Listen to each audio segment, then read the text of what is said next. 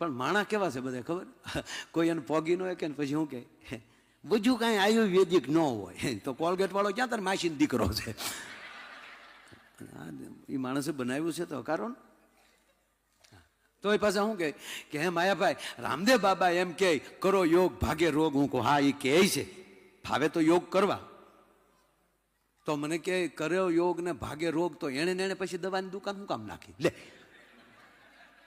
આ માણસોને ચાલી પકડો. મેં કીધું ભાઈ એનું હાલવા દે ને, તું શું કામ ઓલું કરે? મને કે એમ નહીં, બધું સારું થઈ જાય. મેં કીધું હા. મને કે તો એની આંખ કેમ ચાલુ નથી હારી થતી? એલા ભાઈ, બધું જ એના માટે ન હોય. મહાપુરુષો જગત હાટું જીવતા હોય. આ જો અમારી ફેવિકોલ કંપની જે છે એ અમારા મવાવાળાની, બરોબર, એના માલિક અમારા ગામના મધુકાંતભાઈ પારેખ, બરોબર. હવે ફેવિકોલ કંપની એની, બરોબર. ફેવિકોલથી સાહેબ આખી દુનિયા ચોટે, પછી એનું ઢાંકણું ન ચોટે. બોલો લ્યો, આ ક્વોલિટી છે. પોતાને ન ચોટવાનું હોય.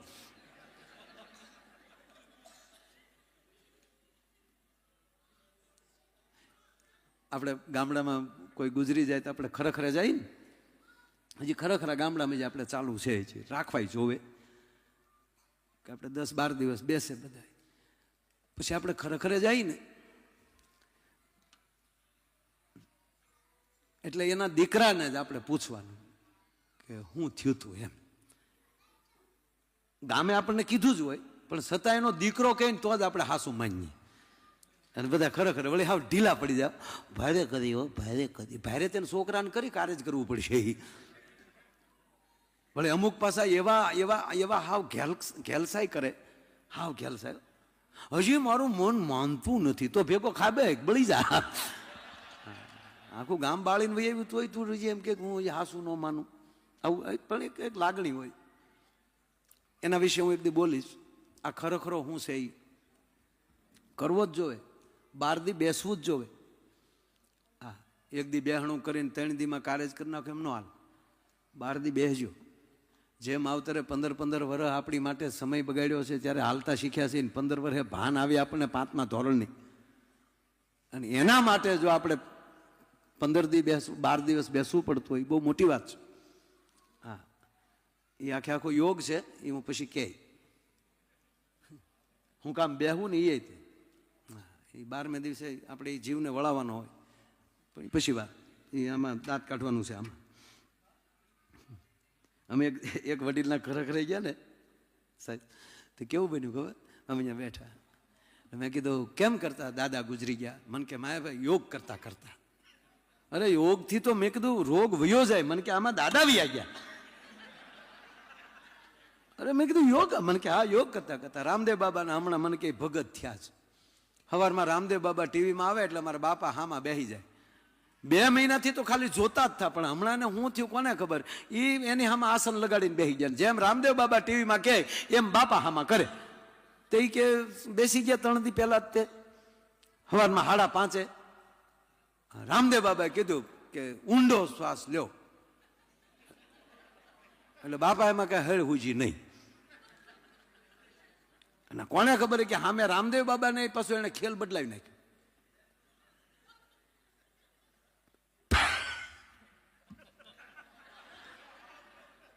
રામદેવ બાબા બોલ્યા પદ્માસન લગાવીએ. આ લેવા દેવા વગરનું કે આવ્યું. એ પદ્માસન લગાવવાનું કીધું એટલે બાપાના ટાટિયા કે હતા સેન્ટિંગના હરિયા જેવા કે વેળા વળે નહીં. પણ કોને ખબર બાપાને જે હુરાતન સીડ્યો એ કડાકા બોલાવીને કડાક દિન પદ્માસન લગાવી લીધું.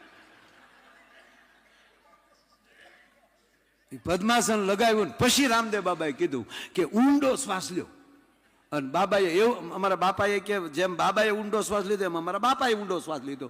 અને બાપાએ પહેલી વાર જ ઊંડો શ્વાસ લીધો. આવો તો કોરોનામાં નહોતો લીધો. અને એવો ઊંડો શ્વાસ લીધો. આ લોકો હાટું ટ્રાન્સલેશન લગાડ્યું તો મજા આવે તેને. ખરેખર એ આપણે દાંત કાઢી લઈ પછી કાઢત. આવું લંડનમાં ને એમાં 2-3 જગ્યાએ થયું અમારે લગાડ્યા થયા. એટલે પછી કારણ કે ઓલો સામે પાછો ટ્રાન્સલેશન વાળો જે અંગ્રેજી કરીને આપે તો આપણે બીજા જોક્સે પહોંચી ગયા હોય તો એ પહેલા જોક્સના દાંત કાઢે. Okay ready, thank you I am very happy. ખુશ થયો છું.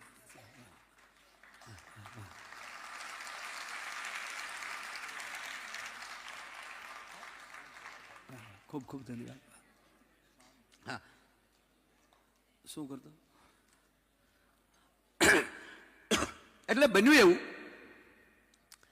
એ કે બાપાએ પહેલી વાર કે ઊંડો શ્વાસ લીધો અને રામદેવ બાબાએ જ્યાં ઊંડો શ્વાસ લીધો એમ અમારા બાપાએ જ્યાં લીધો એ એટલો ઊંડો શ્વાસ લીધો અને બાપાની આંખું બંધ થઈ ગઈ ને સામે લાઈટ વહી ગઈ.